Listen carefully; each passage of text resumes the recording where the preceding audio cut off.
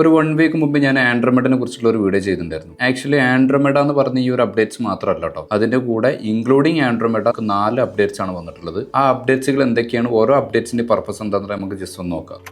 അതിൽ ഒന്നാമത്തതാണ് Meta gem എന്ന് പറയുന്നത്, ദി സൂപ്പർ ബ്രെയിൻ. രണ്ടാമത്തതാണ് Meta lattice, the giant library എന്ന് പറയും. മൂന്നാമത്തത് മെറ്റ ആൻഡ്രോമെഡ, ഓൾറെഡി ഞാൻ പറഞ്ഞിട്ടുണ്ടായിരുന്നു. നാലാമത്തതാണ് സീക്വൻസ് ലേണിംഗ് എന്ന് പറയുന്നത്. അതിൽ ഒന്നാമത്തെ Meta Gem, the super brain എന്താണെന്ന് നമുക്ക് നോക്കാം. ഇതിന് വളരെ സിമ്പിളായിട്ട് നിങ്ങൾക്ക് മനസ്സിലാക്കുന്ന രീതിയിൽ ഞാനൊന്ന് പറയാൻ ശ്രമിക്കാം. സെക്കൻഡുകൾക്കുള്ളിൽ ഒരു ലൈബ്രറിനകത്തുള്ള എല്ലാ ബുക്കുകളും വായിച്ചു തീർക്കാം. എന്നിട്ട് അതിനകത്തുള്ള ഓരോ ബുക്സിന്റെ ക്യാരക്ടേഴ്സും അവർ തമ്മിലുള്ള റിലേഷൻസും എല്ലാം മനസ്സിലാക്കി വെച്ചിട്ട് ട്രില്യൺ കണക്കിന് വിവരങ്ങളെ കാറ്റലോഗ് ചെയ്ത് വെക്കുന്ന ഒരു ഫംഗ്ഷനാണ് ശരിക്കും Meta Gem, the super brain എന്ന് പറയുന്നത്. ട്രില്യൺ കണക്കിന് വിവരങ്ങളെ കാറ്റലോഗ് ചെയ്ത് വെച്ചിട്ട് അതിനകത്ത് റെക്കമെൻഡേഷൻ സിസ്റ്റംസ് വളരെ ഈസി ആയിട്ട് ഇവർക്ക് വർക്ക് ചെയ്യാൻ പറ്റും. ഇപ്പോൾ ഈ റെക്കമെൻഡേഷൻ സിസ്റ്റം എന്ന് പറഞ്ഞാൽ അതിനകത്തുള്ള ഒരുപാട് പാറ്റേൺസ് ഉണ്ട്. ഈ പാറ്റേൺസിന്റെ സഹായത്തോടു കൂടി ഓരോ വ്യക്തിക്കും ആവശ്യമുള്ള റൈറ്റ് ടൈമിൽ റൈറ്റ് ആഡ്സ് കാണിക്കുക എന്നുള്ളതാണ് ഇവരോട് ഉദ്ദേശിക്കുന്നത്. അപ്പോൾ ഈ Meta Gem, the super brain എന്ന് പറയുന്ന ഈ ഒരു അപ്ഡേറ്റ്സിനകത്ത് അവർ പറയുന്നത് ഏകദേശം 5% കൺവേർഷൻ ഇൻക്രീസ് ആവും എന്നുള്ളതാണ്.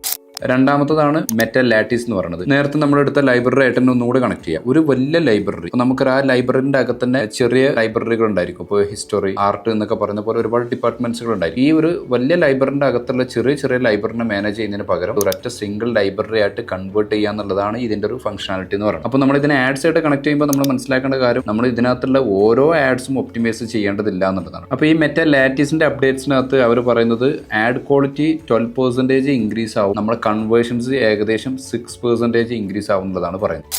മൂന്നാമത്തതാണ് ആൻഡ്രോമെഡ എന്ന് പറയുന്നത്. അതിനെക്കുറിച്ചിട്ട് ഞാൻ വീണ്ടും ഇവിടെ റിപ്പീറ്റ് ചെയ്യുന്നില്ല, നിങ്ങൾക്ക് ആ പ്രീവിയസ് വീഡിയോ കണ്ടു കഴിഞ്ഞാൽ നിങ്ങൾക്ക് മനസ്സിലാവും. നാലാമത്തതാണ് sequence learning, the memory game എന്ന് പറയുന്നത്. അപ്പോൾ sequence learning, the memory game എന്ന് പറയുന്ന ഈ ഒരു അപ്ഡേറ്റ്സിനകത്ത് അവർ പറയുന്ന കാര്യം എന്താ വെച്ച് കഴിഞ്ഞാൽ, ഒരു എക്സാമ്പിൾ പറയുകയാണെന്നുണ്ടെങ്കിൽ മുമ്പ് എങ്ങനെയാണ് ഇതിനകത്ത് ആഡ്സ് കാണിച്ചതെന്ന് വെച്ച് കഴിഞ്ഞാൽ, ഇപ്പോൾ നിങ്ങളൊരു റിസോർട്ട് ബുക്ക് ചെയ്തു. അപ്പോൾ ഈ റിസോർട്ട് ബുക്ക് ചെയ്ത് കഴിഞ്ഞാൽ പിന്നെ നിങ്ങളെ കാണിക്കുന്ന ആഡ്സ് എന്ന് പറഞ്ഞാൽ അതേപോലുള്ള ഒരുപാട് റിസോർട്ടുകൾ ആഡ്സ് ആണ് കാണിക്കുക. അതിന് പകരം ഇപ്പോൾ അവർ പറയണത് വെച്ച് കഴിഞ്ഞാൽ, നിങ്ങൾ ഒരു റിസോർട്ട് ബുക്ക് ചെയ്ത് കഴിഞ്ഞാൽ ആ റിസോർട്ടുമായിട്ട് വരുന്ന എന്തൊക്കെ ആക്ടിവിറ്റീസുകൾ ഉണ്ടാവും ആ ഒരു ആഡ്സ് ആയിരിക്കും നിങ്ങളെ കാണിക്കുക എന്നുള്ളതാണ് പറയുന്നത്. അപ്പോൾ അതിലൂടെ ആ ഒരു കസ്റ്റമറിന്റെ കറക്റ്റ് പർച്ചേസ് ജേണി നമുക്ക് നന്നായിട്ട് മനസ്സിലാക്കാൻ പറ്റുന്നുള്ളതാണ് ഈ ഒരു അപ്ഡേറ്റ്സിൽ പറയുന്നത്. ഈ ഒരു അപ്ഡേറ്റ്സിൽ ഏകദേശം ഒരു 3% കൺവേർഷൻ ഇൻക്രീസ് ആവും എന്നുള്ളതാണ് അവർ പറയുന്നത്. ഞാൻ ഈ പറഞ്ഞ കാര്യങ്ങളെല്ലാം വളരെ ക്വിക്കായിട്ട് പറഞ്ഞതാണ്. നിങ്ങൾക്ക് ഇതിനെ കുറിച്ചിട്ട് ഡീറ്റെയിൽ ആയിട്ട് അറിയണമെന്നുണ്ടെങ്കിൽ ജസ്റ്റ് നിങ്ങൾക്ക് ഈ ആർട്ടിക്കിൾസ് റീഡ് ചെയ്ത് ഞാൻ മനസ്സിലാവും. സോ നമ്മൾ മനസ്സിലാക്കേണ്ടത് വെച്ച് കഴിഞ്ഞാൽ, അപ്ഡേറ്റ്സുകൾ വരുമ്പോൾ നമ്മൾ എപ്പോഴും ഒരേ സ്ട്രാറ്റജി തന്നെ നമ്മൾ എന്ത് ചെയ്യരുത്, ഫോളോ ചെയ്യരുത്. എപ്പോഴും നമ്മുടെ സ്ട്രാറ്റജികൾ മാറ്റി മാറ്റി ചെയ്യുമ്പോഴാണ് നമുക്ക് റിസൾട്ട് കൊണ്ടുവരാൻ പറ്റുള്ളൂ.